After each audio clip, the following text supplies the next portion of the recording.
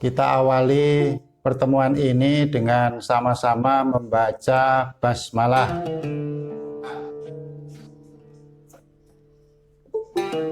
Bismillahirrahmanirrahim. Alhamdulillahirabbil alamin. Wassalatu wassalamu ala asrofil anbiya'i wal mursalin Sayyidina Muhammadin wa ala alihi wa ashabihi ajmain. Amma ba'du. Pada pertemuan kita kali ini akan melanjutkan materi tentang kajian filsafat pendidikan Islam terkait dengan ontologi. Apa itu ontologi? Berasal dari kata Yunani onto, yang artinya adalah being, sesuatu, dan logos artinya ilmu. Berarti ontologi itu adalah ilmu tentang sesuatu. Sering juga disebut dengan philosophy of being, filsafat sesuatu, atau dikenal juga dengan metafisika. Meta itu artinya beyond, di luar. Fisika berarti fisik, yaitu sesuatu yang nampak. Kalau digabung metafisika artinya di luar yang nampak. Dalam bahasa Arabnya disebut dengan ma waro'a at-tabi'ah, sesuatu yang di luar realitas, kenyataan, dan berkaitan dengan hakikat sesuatu. Seperti misalnya, kalau sesuatu itu adalah manusia, berarti filsafat manusia, humanisme. Kalau sesuatu itu adalah alam, maka filsafat alam, kosmologi. Kalau sesuatunya itu adalah Tuhan, maka disebut dengan teologi atau ilmu tentang ketuhanan. Kalau sesuatunya itu adalah benda, maka disebut dengan materialisme atau filsafat kebendahan. Jadi sesuatu atau being di sini menyangkut banyak hal, segala sesuatu. Inti daripada ontologi itu membahas mengenai dasar-dasar, prinsip, dan hakikat yang menjadikan sesuatu itu wujud. Oleh karena itu sering filsafat ini disebut dengan wujudiyah. Artinya adalah sesuatu yang eksis, yang nampak atau ada. Dan pendidikan itu bisa termasuk dalam kajian ontologi, karena pendidikan merupakan satu cabang dari ilmu yang berkaitan dengan proses penanaman nilai, sikap dan perilaku dari guru kepada peserta didik. Di situ ada manusia, yaitu guru dan peserta didik. Kalau terkait dengan manusia, itu otomatis merupakan wilayah kajian dari ontologi. Secara singkat bisa dikatakan bahwa ontologi itu merupakan cabang dari filsafat yang ingin mencari dan menemukan hakikat sesuatu yang ada atau disebut dengan being.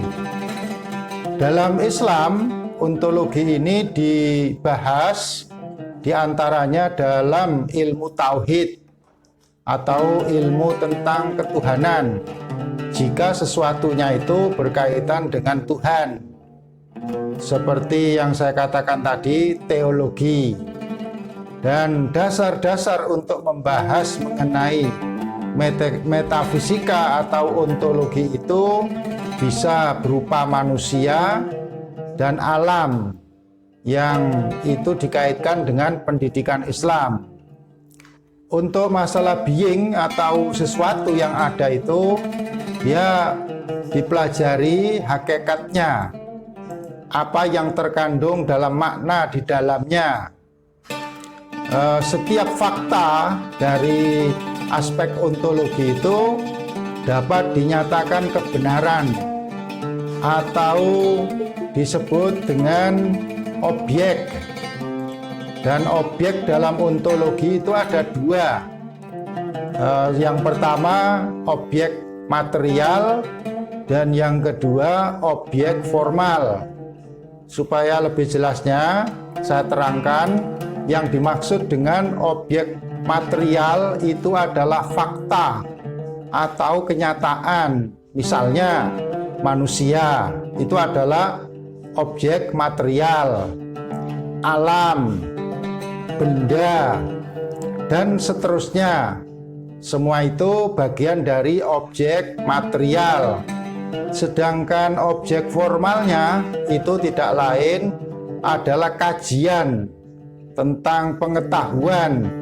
Misalnya tadi manusia itu sebagai objek material bisa dikaji dari sisi biologisnya, dari sisi psikologinya, kemudian dari sisi sosialnya, dari sisi politiknya, dan sebagainya. Maka kajian biologi, kemudian sosial, politik, dan seterusnya itu merupakan bagian dari objek formal. Selanjutnya, dalam filsafat itu yang terkait dengan ontologi, fokusnya adalah mempelajari tentang kebijaksanaan atau kebenaran dari objek yang sebenarnya. Karena filsafat itu sendiri menurut Wittgenstein artinya adalah usaha untuk menyatakan kebenaran secara faktual dan menyeluruh, mendalam, serta sejelas mungkin. Dengan demikian, maka ontologi ini sangat bermanfaat di dalam pengembangan pendidikan Islam. Bila dikaitkan dengan pendidikan Islam, maka ontologi itu juga menyangkut beberapa objek, baik material maupun formal. Seperti misalnya objek materialnya manusia. Maka dalam pandangan Islam, hakikat manusia itu memiliki dimensi jasmani dan rohani, yang itu merupakan satu keutuhan, ibarat koin, mata uang, sisi kanan, sisi kiri, sisi dalam, sisi luar, yang tidak bisa dipisahkan satu sama lain. Karena ada aliran filsafat yang memandang manusia itu dari aspek materi saja, fisik saja, seperti aliran materialisme. Namun juga ada aliran lain yang memandang manusia itu hanya dari sisi jiwanya saja atau rohaninya saja. Maka disebut alirannya spiritualisme. Sedangkan dalam pandangan Islam, manusia itu adalah totalitas. Ada material, ada spiritual, ada jasmani, ada rohani, ada fisik, ada jiwa.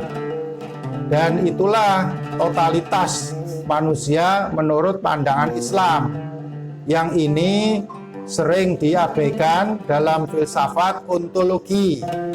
Karena ontologi itu berdasarkan kepada akal, nalar manusia, sementara pendidikan Islam itu berdasarkan kepada wahyu, Al-Quran dan hadis, maka dijumpai perbedaannya, tidak sama persis. Begitu pula dengan masalah alam semesta atau kosmologi. Kalau dalam pandangan ontologi, alam semesta itu merupakan wujud yang natural atau yang alami dan merupakan satu kekayaan untuk dimanfaatkan oleh manusia. Kadangkala perlakuan manusia terhadap alam itu eksploitatif, yaitu menguras kekayaan dari alam untuk kepentingan pribadi atau kelompok tanpa mempertimbangkan keseimbangan alam atau kelestarian lingkungan. Namun dalam pandangan Islam, alam itu dianggap juga sebagai makhluk Tuhan, sama seperti manusia. Oleh karena itu, Islam memandang alam harus diperlakukan secara santun, ramah lingkungan, dan tidak merusak. Karena dalam Al-Quran disebutkan justru banyaknya kejadian kerusakan alam itu disebabkan oleh ulah tangan manusia. Dhaharal fasad fil barri wal bahri bima kasabat aydin nas. Terjadinya kerusakan alam di muka bumi atau di lautan kebanyakan disebabkan oleh ulah tangan jahil manusia. Dan kenyataannya kita menghadapi perusakan alam ini sampai sekarang, seperti terjadinya longsor karena illegal logging atau penebangan hutan, kemudian terjadinya kebakaran karena kelalaian manusia, terjadinya banjir itu juga karena tata kota dan juga pengaturan alam sekitar yang kurang profesional. Nah, semua itu menunjukkan bahwa sebagian dari kerusakan alam disebabkan oleh tangan manusia. Dan Islam itu mengajarkan sikap yang ramah terhadap lingkungan. Tuhan sendiri, Allah Subhanahu wa Ta'ala, itu sebagai Rabbul Alamin, Tuhan seru sekalian alam, yang memiliki alam semesta ini, memelihara dan merawatnya. Maka hamba-hambanya, manusia yang muslim, itu pun memiliki tugas untuk menjaga dan melestarikan alam semesta. Ketidakseimbangan ekosistem akan merugikan manusia itu sendiri. Apalagi terjadi kelangkaan sumber daya alam seperti minyak yang sudah dikuras terlalu banyak, mengakibatkan persediaan minyak BBM dari fosil itu berkurang. Begitu pula pemanasan global karena mencairnya es di kutub utara dan selatan itu menjadi efek kaca, yang artinya suhu udara di muka bumi meningkat tajam.